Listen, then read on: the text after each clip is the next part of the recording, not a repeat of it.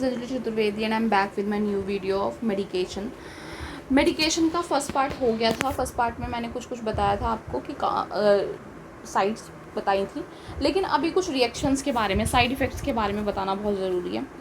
ठीक है, तो वो स्टार्ट करते हैं। मेडिकेशन एडमिनिस्ट्रेशन, डिज़ायर्ड इफेक्ट और थेराप्यूटिक इफेक्ट के बारे में बहुत ज़्यादा सुना होगा आपने। Action for which drug is prescribe, fever था उसके लिए प्रिस्क्राइब की गई, फीवर पेशेंट का नहीं है अब तो उसे बोलते हैं थेराप्यूटिक इफेक्ट, जिस चीज़ के लिए हमने दिया है। डिज़ायर्ड इफेक्ट आया कि नहीं आया। देन आपका आता है adverse effect. Adverse effect harmful मतलब हमने क्या करा, पेशेंट को फीवर की गोली दी थी लेकिन उसको एडवर्स इफेक्ट हुआ, ठीक है, रिएक्शन हो गया, तो उसे बोलते हैं एडवर्स इफेक्ट। टॉक्सिक इफेक्ट बोलते हैं serious adverse effect that occur when plasma concentration of drug reaches dangerous, life threatening हो जाए तो उसे टॉक्सिक बोल देंगे। ठीक है, साइड इफेक्ट्स बोलते हैं अनरिलेटेड टू अनडिजायर्ड एक्शन। ठीक है, हर ड्रग का एक साइड इफेक्ट होता ही होता है, चाहे वो हिपैटोटॉक्सिक हो, नेफ्रोटॉक्सिक हो।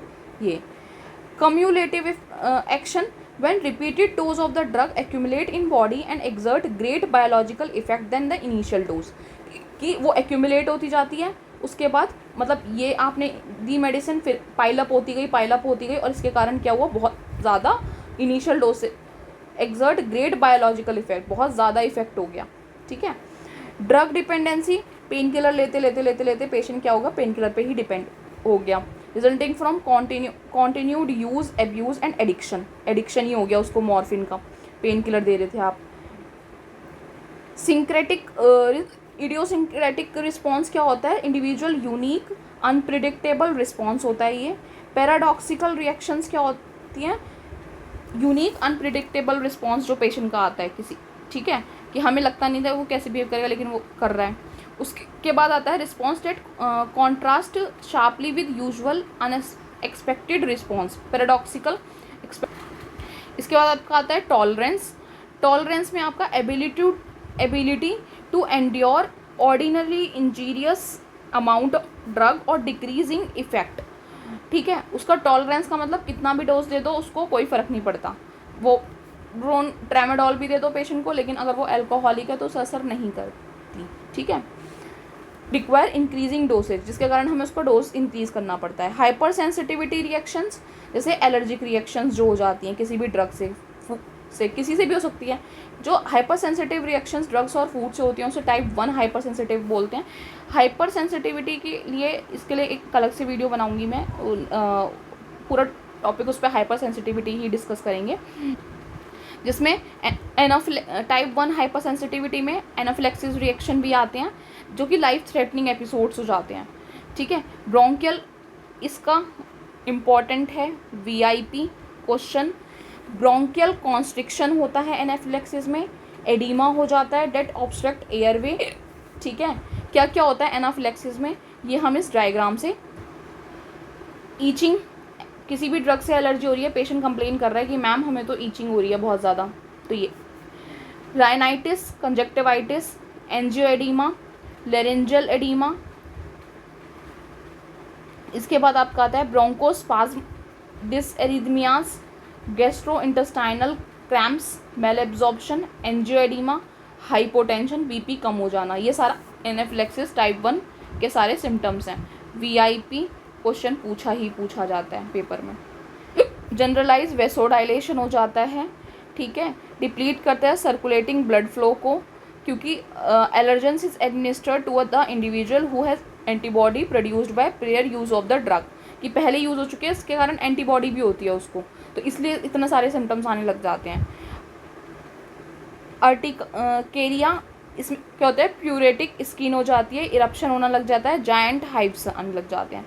एंजियोएडिमा में फ्लूइड एक्यूमुलेट हो जाता है, पेरी ऑर्बिटल, ओरल और रेस्पिरेटरी टिश्यू। यहाँ पर डिलेड रिएक्शन में क्या होगा, रैशेस, सबसे लेट में क्या होगा, rash, fever and occur during drug therapy. इसके बाद ड्रग एंड फूड इंटरेक्शन, कभी भी ड्रग और फूड इंटरेक्शन के कारण क्या होता है, जैसे एंटागोनिस्टिक इनहिबिटिंग इफेक्ट, और एक होता है सिनर्जिस्टिक, ठीक है, पोटेंशिएटिंग इफेक्ट। एंटागोनिस्टिक का मतलब है दोनों एक दूसरे का अपोज कर रहे हैं। One drug diminish the effect of another, जैसे कि pseudoephedrine decrease effective of antihypertensive, इसके साथ नहीं देते। Effect of two drug grade एक साथ ज़्यादा बढ़ा देते हैं, तो उसका ध्यान रखना है, ठीक है।